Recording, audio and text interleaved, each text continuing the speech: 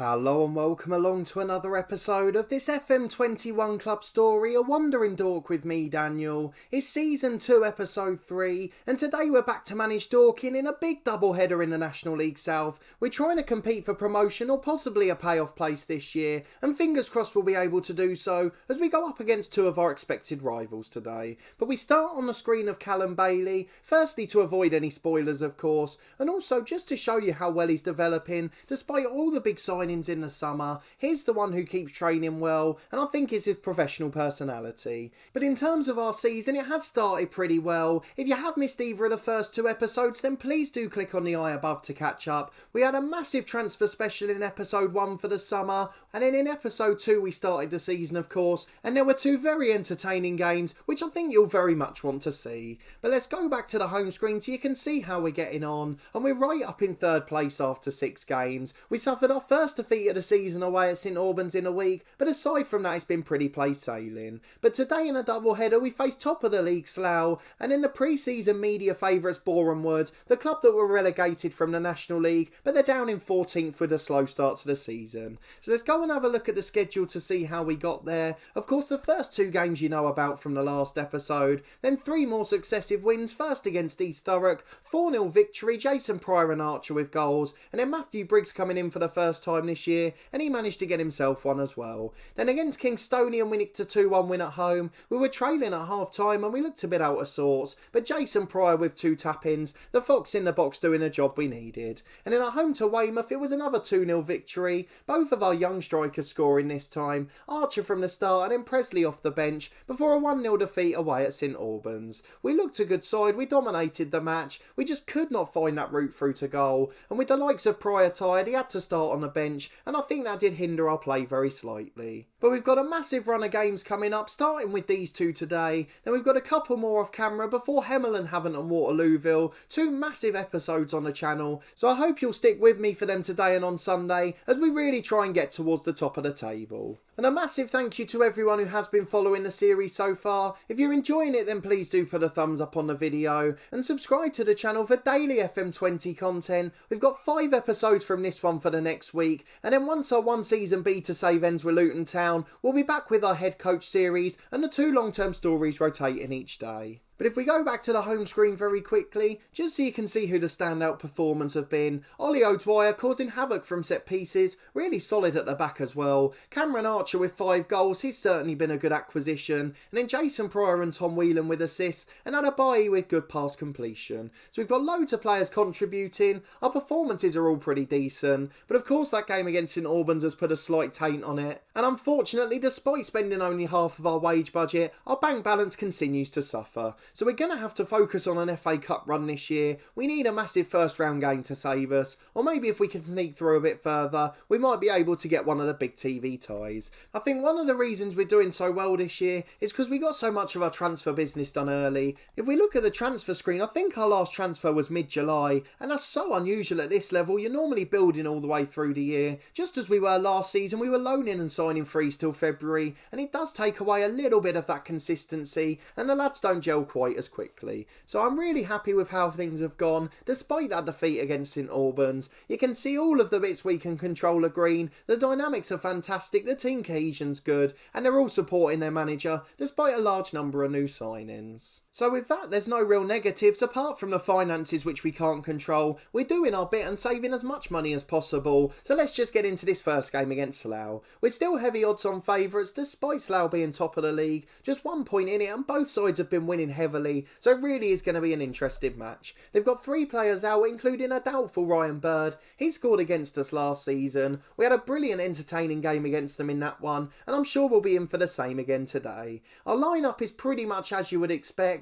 Hale Brown starting in goal. We've got Ethan Vaughan and Freddie Grant at fullbacks. Harbottle and O'Dwyer centre half. Gallagher and Whelan in central midfield. Adebayi's not quite settled in yet. And then Georgie and Richards on the wings, with Pryor and Archer together up front. We've got game changers such as Presley and Lopez on the bench. But let's go and get into this game against Slough, the first of a massive 2 games in this episode. Well, a flat 4-4-2 for Slough, just a slightly more defensive variation of ours. They've got Armsworth at left back, a player we tried to sign last year, and Ryan Bird has made it up front. So an interesting team and plenty of threats, but we'll of course fancy our chances against anyone. The one thing we know is that we've been really entertaining so far this year, probably aside from that St Albans game. So if we can keep that up, it will be fantastic to watch. 4 games over the next 2 episodes, plenty of double headers as O'Dwyer forces a great save. He's such a threat from set pieces. The near post corners are working out well, but now Slough are coming forward on the counter. Through ball, and now they're in at the other end. Chambers Perillion shoots and scores. A 1-on-1 finished, and that is a disastrous start. We forced a brilliant save from a corner, and then conceded immediately from the counter-attack. We're 1-0 down, and this is not the start we had planned, and it could be the start of a very bad run.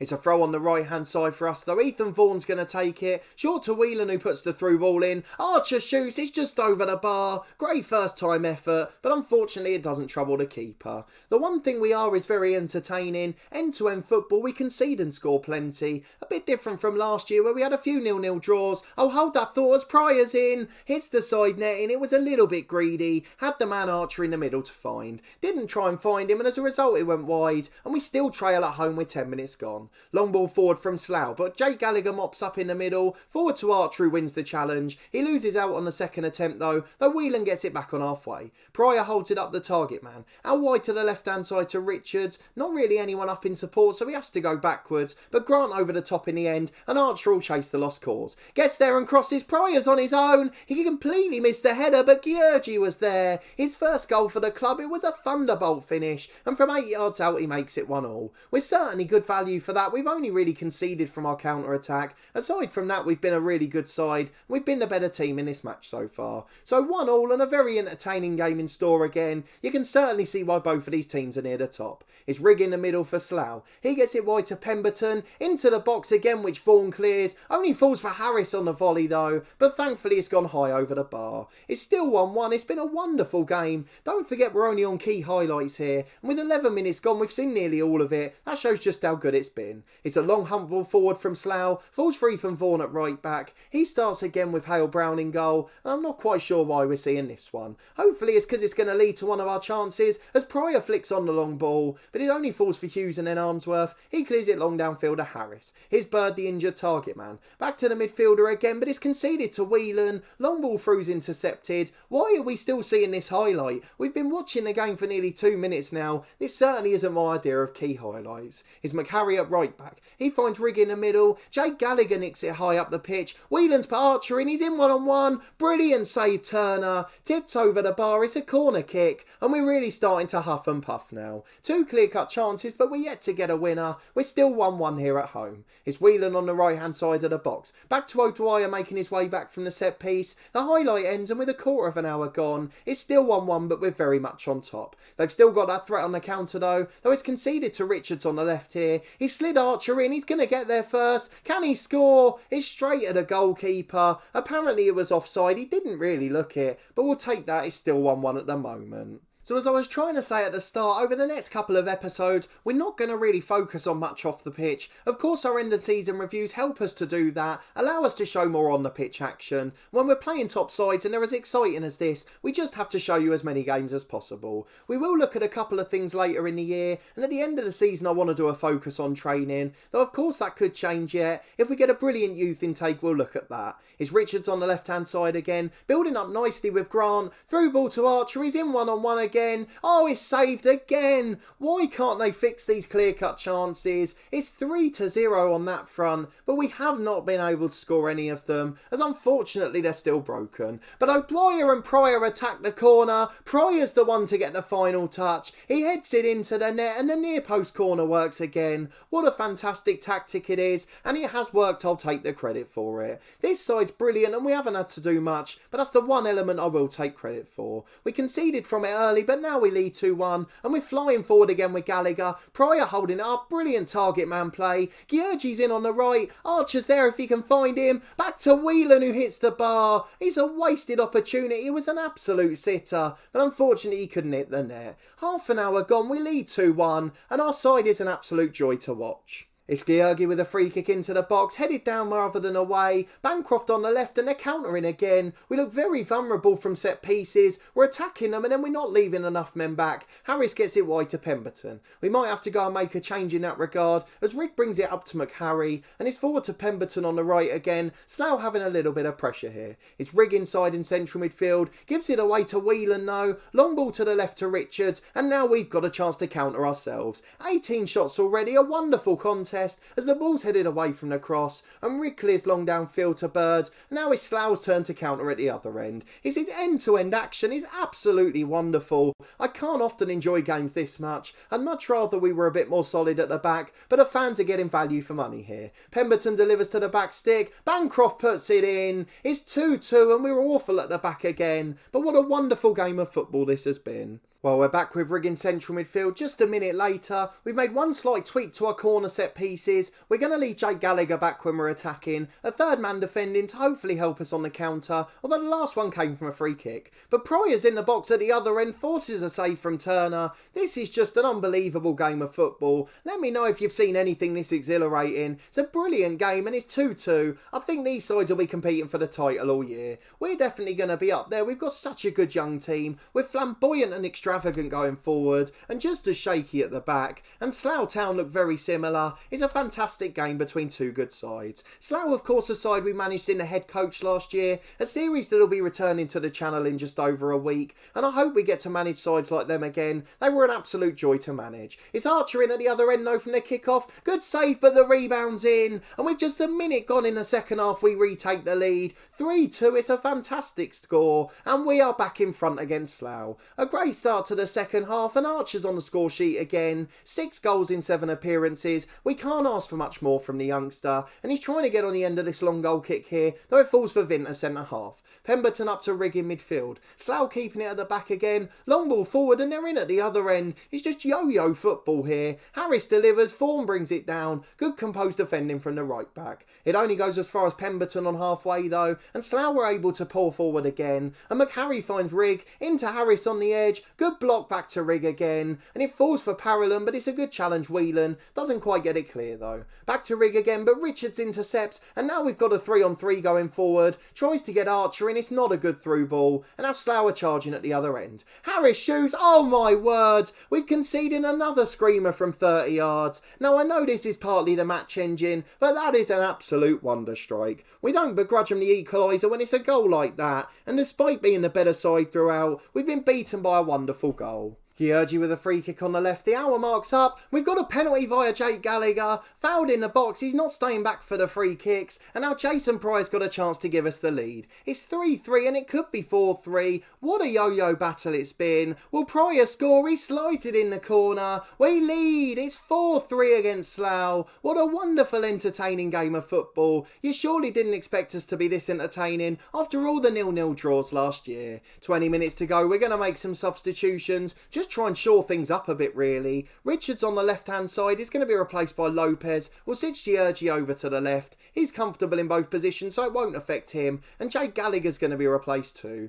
He's got a yellow card and he's not had the best game, so I just want to see if we can bring someone else on. Who's the best ball winner out of Whelan and Adebayi? I think both of them are pretty poor there, to be honest. I'm not sure which one's best. I think we'll put Whelan there as he's slightly more experienced. He's going to be a ball winner on support. In fact, we might even drop him back to defend. And we're going to put Adebayi on an automatic duty just to keep our midfielders a bit deeper. We've got our back four sitting deep, so that shouldn't be a problem. We'll leave it for 5 or 10 more minutes, and then we'll make the last sub in a few if we need to. But for now, we just want to try and see out the victory. A wonderful game of football. I couldn't be more impressed. I just hope we can nick the 3 points from it. I'd argue we just about deserve them, and with 5 to go, we've got to make our last change. Well, I'm looking at the fitness and there's plenty of poor ones about. The 2 fullbacks struggling a little bit. I think I'm going to take the youngster Vaughan off, possibly Grant on the other side though. Jordan Ainya's a decent substitute, so I tell you what, I'm going to take Grant off. Ainya's really quick and I think he can run backwards, so hopefully the long balls over the top won't win. We're into 5 minutes of stoppage time and we're going to go to our instructions. Time waste all the time. Slow the pace down when we get the ball and hopefully we'll be able to go from there. Just 4 minutes of stoppage time remaining. Can we hold on for this famous victory? Is Aina with a long throw on the left hand side, headed away to the edge of the box. Pemberton hoofs long and they're in at the other end. Oh, Georgie's missed it. And now Harris is in. He's been forced a little wide, but he's got support. In the end, he goes back to McHarry. We've got to hold on. Just 30 seconds left. Oh, Roberts has scored. He's offside. Oh, what a sigh of relief. I was so sure we'd just given the game away there. We missed the interception, we didn't stop the cross, but we've just about got away with it. I think Hale Brown's going to waste time from here, long ball forward hopefully, and then a final whistle should go, allowing us a brilliant victory, which will hopefully put us top of the table. A brilliant game, a brilliant result, a little bit shaky at the back, but a wonderful entertaining side, and I hope the fans will flock to come and see us. We certainly need the ticket revenue, so I'm hoping they will turn up soon, but a 4-3 victory in the first game, and let's see where that leaves us in the table. Well, we're top as Farnborough were held by Chippenham as well. Slough obviously down to 4th as a result. Pryor sends Dorking top. He was brilliant in that victory. 2 goals for him and we'll praise his form. And we'll be back in a moment to face Boreham Wood.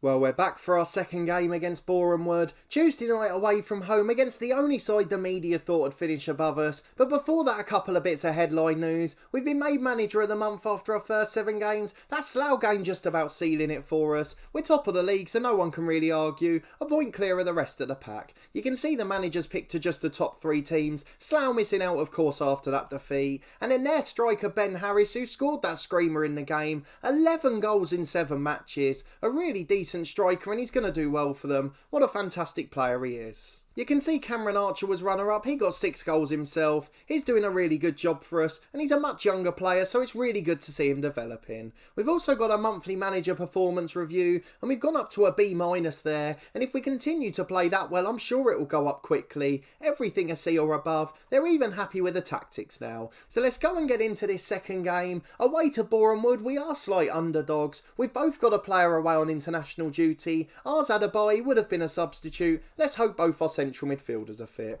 We've got Georgie struggling on the right, so he's going to be replaced by Fabio Lopez, and I can see that Whelan's 90%. He's tired, but he's just going to have to get through it. We've got a couple of options. Arthur Reed, I think, will come onto the bench. He's pretty decent in both of the midfield duties. Aside from that, most players are fit. Grant 90%, we took him off, so he is just about fit. Ethan Vaughan 89% and tired, but I don't want to take him out the starting lineup for this one. Ainya's on the bench if we need him. So the only one we've got to take off the bench really is Georgie, who's tired completely, and we're going to bring on Kavanagh for him. He's going to be one of our attacking substitutes. We could have picked Briggs, but he's on a non-contract terms, so again trying to save a bit of money for the club, and if we are winning we can get another youngster on. Kavanagh featured quite a lot last year anyway. Then our only change on the right wing, Fabio Lopez coming in. We tried to switch Pryor for Presley a couple of times and it didn't work out too well, so we're going to get into it with just the one change, and hopefully we'll be able to get another good result. It's a back 3 for Boreham Wood, something again that we have struggled with in the past, though Truro did give us a bit of a run for our money early in the season. We did get a victory against them with it though, and we'll tell the lads to pick up where they left off. Away to a relegated side, we expect this to be a tough test, and we'll be hoping for a few less highlights as well, otherwise this will be a very long episode.